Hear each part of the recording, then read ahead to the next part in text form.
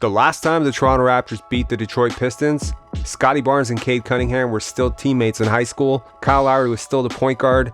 45 was still in the White House. And no one even knew what an NBA bubble was. The Raptors end the Pistons' curse 115-111 behind a huge performance from Dalano Banton as the team goes into Detroit without Fred VanVleet, Pascal Siakam, Gary Trent Jr., Precious Achiuwa, and they lose Otto Porter Jr. at the half to foot soreness. Gutsy win for the Raptors, ugly win. I'm going to give you my 3 key takeaways and give you my final thoughts. If you're new around here, my name is Robert. This is Pensari Basketball. If you haven't already, hit subscribe, hit like, grab your coffee. Let's get to it. So my first key takeaway is that the Raptors got 3 positive performances from 3 players that a lot of people were ready to give up on just a few weeks ago. First, Malachi Flynn, really just everything in rhythm. I've been proponent for this guy being a scoring guard off the bench for a while now. I really do like what he did tonight. Everything was in the paint or from 3. Jeff Dowtin Jr., if you follow this channel for any amount of time, you know that I have been on the free Jeff train for a couple of games now. Really like what this guy provides in terms of game management. It's funny how every one of these guys provides something a little bit different. And I think what Jeff Dowtin really provided was a steadying force on that second unit. You're down a lot of veterans, right? Otto Porter going out the half, Fred VanVleet, Pascal Siakam already out. You're really missing a lot of guys that are used to taking a very key role in the offense in terms of game management. And I think in terms of game management, Jeff Dowtin Jr. did an incredible job tonight. Block on Jaden Ivey was really sick. And Dalano Banton pouring in 27 points in just his second start. Some people joking that maybe the Raptors should build around Dalano Banton, probably need to chill, but I really liked what Dalano did tonight. One of the major gripes that I've had with the Toronto Raptors this season, and we're going to get into it in point number 2, is shot diet. And Dalano really showed up tonight, put a lot of pressure on the rim. That's not something that the Raptors are used to from their usual starting backcourt, which is Fred VanVleet and Gary Trent Jr., 2 guys who notoriously are poor finishers inside, tend to settle for a lot of jumpers, a lot of long twos with Gary. Look, Dalano Banton didn't take a single mid-range shot at all tonight. It seems that Dalano Banton is an analytics nerd because all he did was hit 3s and get to the rim. That's literally all he did all night, and kudos to him. He scores an extremely efficient 27 points in 24 minutes. I think that, look, this is one of those games where you really do have to take it with a grain of salt, obviously, but I've been on record for a while saying that I don't think Dalano is a point guard. I think that he has some point forward skills, but I really do like his potential long-term as a scorer because of that rim pressure that I alluded to, because it is so important for a guard to be able to get into the middle of the floor and make the defense shift and react to him. And the fact that he can just finish efficiently enough and he's big enough, long enough to do it, I think that this is something that the Raptors can build on with Dalano Banton. I would like to think that maybe a couple years down the line, if they continue to invest in his development, that this could be the type of guy that you develop into a 6-man candidate. To my second takeaway of the game, Alvin Williams sort of alluded to this. He butchered the quote that even a broken clock is right 2 times a day by saying sometimes a broken clock is right 2 times a day. You gotta love Alvin Williams. 97% from the line. When's the last time you saw that happen? Like, seriously, just think about it. 96.4% from the line for the Raptors.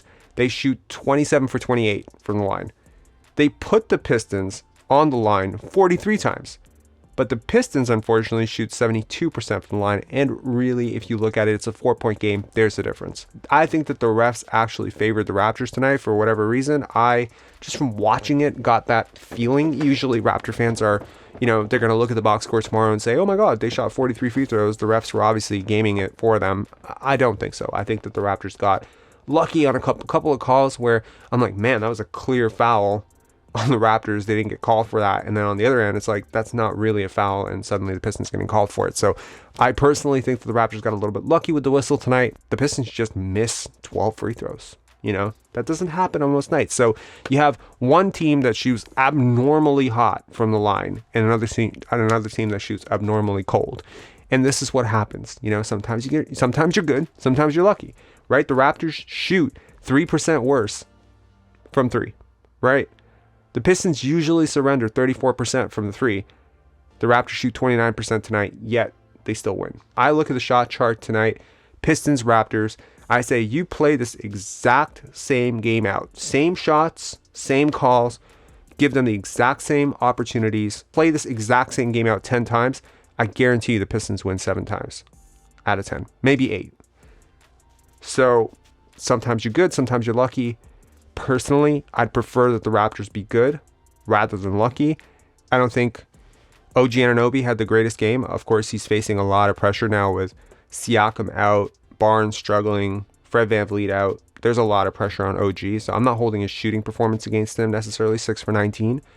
Scottie Barnes, another game, not getting double digits. Another game where he sort of looked a little in and out of the game. Another game where the defense was just, it's a problem. It's getting to be a bigger problem, right? Thaddeus Young, another steadying performance, right? 6 points, 6 rebounds, 4 assists, 2 steals, 1 block. That is literally the most Thaddeus Young game you can think of in 26 minutes. That he does so much beyond the box score, and I'm very happy for the Raptors that they have this guy for a multitude of reasons. I've just been such an admirer of his for a very long time. The Raptors have played 9 games in 15 nights, and this is coming on a stretch where they have just not been healthy. They face off against Houston, they win. It feels like a loss to me, but they win. They face off against Oklahoma City, they lose, and it absolutely feels like a loss. Then they face off against Indiana on the road, right? That game was a loss, but it felt like a win. The Raptors do a lot of positive stuff. And tonight, it's a Houston thing again. It's a depleted team. You don't necessarily have a lot of guys show up or look very engaged. They look tired. They look beaten up. You're beaten up.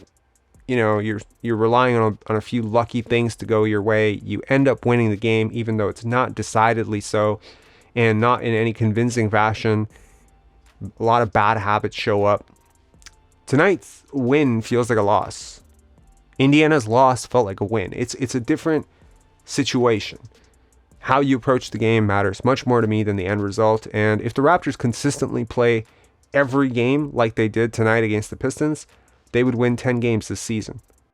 However, for a team that has had to play 9 games in 15 days at what could not have happened at a worst possible time for the Raptors, because over that stretch, they lose 3 key starters, not to mention one of those key starters, Scottie Barnes, was nursing an injury going into this stretch of 9 games in 15 nights.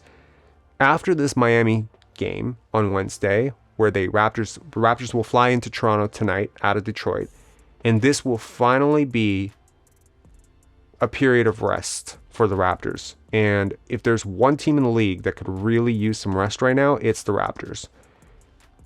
So over the next 4 games, there's going to be a lot more spaced out. There's going to be 3 days, 2 days in between games. It was crazy to see the Raptors play 5 games in 7 nights, right? 9 games in 15 nights.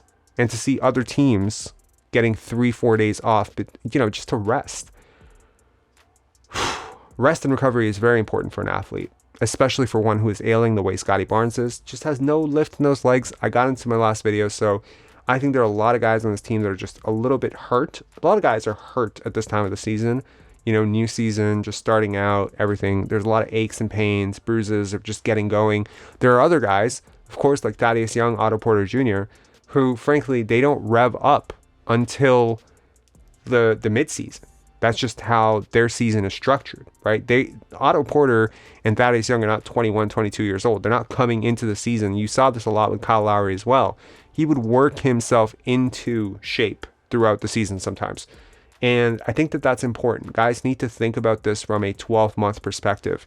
If you're a pro athlete, you need to think about it from a 12-month perspective. You cannot do really what Scottie Barnes is doing right now, which is run yourself into the ground in the first 10 games, trying to overload yourself in the off season because you just want to develop. The Raptors will probably be 8-8 after that Miami game, right? They're 8-7 right now.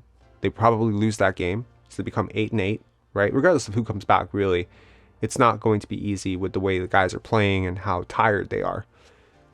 So, you get some rest after that. Yeah, your schedule is no longer OKC and Indiana, but at least you get some rest.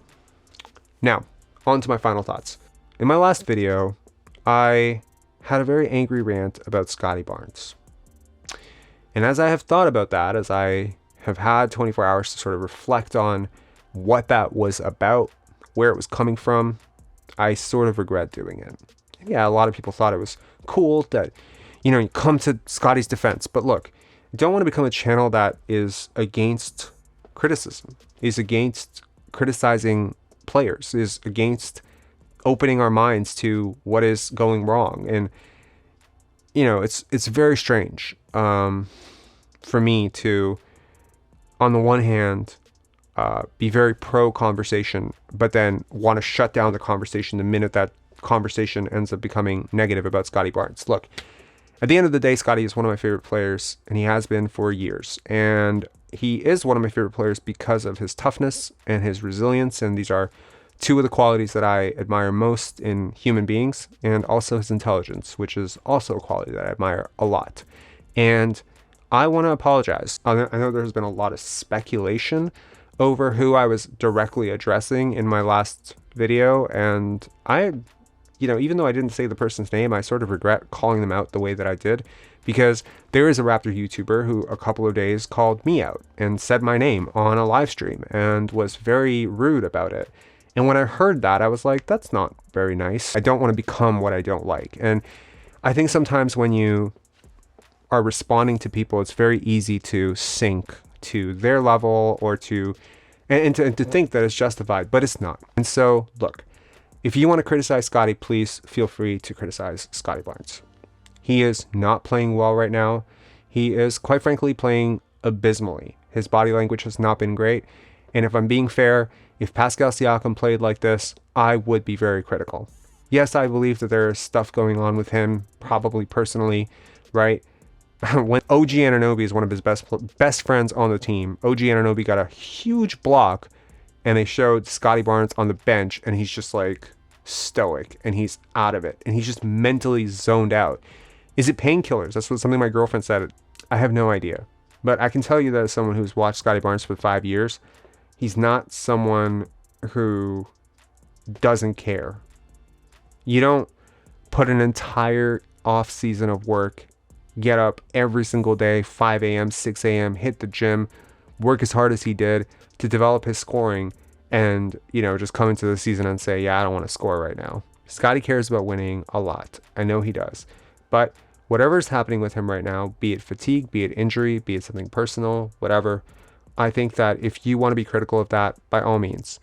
I do want to quickly explain why I'm so fiercely protective of Scottie, both in terms of his role in offense and, shielding him from criticism, or at least trying to redirect criticism. I was an Andrea Bargnani fan. Yeah, I really liked him. I saw him for the first time. Andrea, I saw for the first time in 2005. And I remember it was in Italy. I was there on vacation, and I think he was playing for Benetton, Treviso at the time. And I have family in Treviso, so, there's this like local, 6'11" next Dirk Nowitzki, and, you see the guys passing. And I remember a really, really like good coach that I trust a lot in Italy telling me, this is basically Arvydas Sabonis again, right? This is not Dirk Nowitzki. He's going to be so much better than Dirk. And all of that promise and all of that hype, and you see this guy on the court, and he cared so much, right? You saw him. He was defending, blocking shots, rebounding, right? He really cared. And then I saw this guy get drafted to the Toronto Raptors, and I was really optimistic about his future in the NBA. I really thought he would be an all-star. I thought he would be really good. And I had a friend of mine who was on the Raptors at the time, so I would sometimes periodically check in with him and ask him, how's Andrea feeling? How's he doing? And I'm not going to get into too many details about this because I'm not, I don't feel like breaking news about people's personal struggles. But Andrea Bargnani struggled a lot adapting to Sam Mitchell and Chris Bosh and living in Canada. I have to exercise some level of caution because when I say he didn't feel good here to a Canadian fan base, they almost automatically assume that he hated Canada or something. It wasn't like that. It was just being away from home. It was a culture shock for him, and being in a locker room which was just full of guys who, quite frankly, didn't like him that much, thought he was sort of the chosen one, favored a little bit, being given opportunities that he didn't deserve, and being in that sort of negative environment with a coach who probably believed the same thing, being asked to sort of play out of position, bulk up, and all that stuff. It really did overwhelm him. There was a stretch of really positive games, and I'm not talking about the 13-game Andrea that everyone talks about, but there was a stretch of positive games after the holidays, and it was directly due to the fact that they had made a concerted effort. I believe they had, like, if I'm remembering it correctly, and please forgive me, it was like 14 years ago when this happened, but there was like they had flown in his mom or something from Italy, or they had flown him to Italy, or it was around the Christmas break, and they got him feeling a lot better, and he kind of came out into the new year just really new Andrea. He played like really well for a few games, and then just went right back. So, and then the friend that I'm talking about, of course, who was on the team at the time, was going through something very similar to Andrea, with the Raptors and with Sam Mitchell, and just with the culture of, guys. And look at your own work situation, right? Look at your own office, right? Do you get along with everybody, right? Do you get along with your boss, right? NBA players, it's different, right? You get drafted into a situation, you're just there. You can't, unless you're going to demand a trade, you're just there. And if you're stuck in a locker room for 4 years with guys that you don't mesh with, vibe with, energetically, spiritually, emotionally, intellectually, that can get hard, right? There are a lot of NBA prospects that has happened to. Now, I don't think that what happened to Andrea, look, I didn't know Andrea. I didn't follow Andrea, read about Andrea. I myself was a kid back then, right? I'd met him only once or twice. I'd seen him play live prior to the NBA. So I didn't have a good gauge on sort of his mental toughness, right? What he was willing to push through, his love for the game, all that stuff. But it does worry me that sometimes a rookie just comes into a situation that is hard. So the one thing I will say with Scottie, he's already faced a lot of controversy in his life, a lot of struggles. In grade 8, when that mixtape came out, man, the shit that this guy took for being a 6'5" point guard, people were like, this guy's going to be trash. He's not going to be good. Man, it's hard enough for me to read at 34 years old. It's hard enough for me to read some of the comments in these comment sections that are overly critical or very mean or demeaning. Imagine being 13 or 14 years old reading that and still coming through. Every single time that people have doubted Scottie, he has come through. So I will trust his inner circle, his mom, his family, his friends. He keeps good people around him to insulate the negative stuff. And I will trust that after some time off, after a break, that hopefully whatever is going on with him, mentally, physically, emotionally, it will correct itself. But I will tell you that I just wanted to explain that this is one of the things that worries me about young players who are very emotionally receptive to things. Andrea was an extremely emotional and very sensitive person. He may not have shown up in the caliber test, but this is a guy who cared. He cared about his mom. He cared about friends. He loved things very deeply. And when you care too much, sometimes it can, you beat yourself up. You put too much pressure on yourself. The nervous system can sort of shut down. You stop trying. It's like a self-defense mechanism. So maybe that's why there's a part of me that is just very protective, because I don't want history to repeat itself. And for everything that, Andrea did as a Raptor that was positive or negative, Scottie Barnes in 1 year, in his rookie year, had a better year than Andrea had at any point in his Raptor tenure. So we are not comparing Andrea Bargnani and Scottie Barnes, right? But I am comparing two young players that I believed had a world of talent, played the right way, really cared about the game, and then over some period of time ended up in locker rooms with, maybe situations where they were asked to play out of position, cater to an existing player on the team already whom they didn't necessarily have the most natural fit with. And yeah, so that's sort of where I'm coming from with this. Anyways, that was my little post-game analysis of the Toronto Raptors Pistons. I hope you got something from it. And if you haven't hit subscribe already, please make sure to hit subscribe. The KD doc is officially on it's on the way, guys. I apologize. I know that I'd said I'd get it out last weekend, but I want to make it really good, so hopefully it'll be out at some point this week. I do apologize for the delay. Anyways, talk to you later. Peace.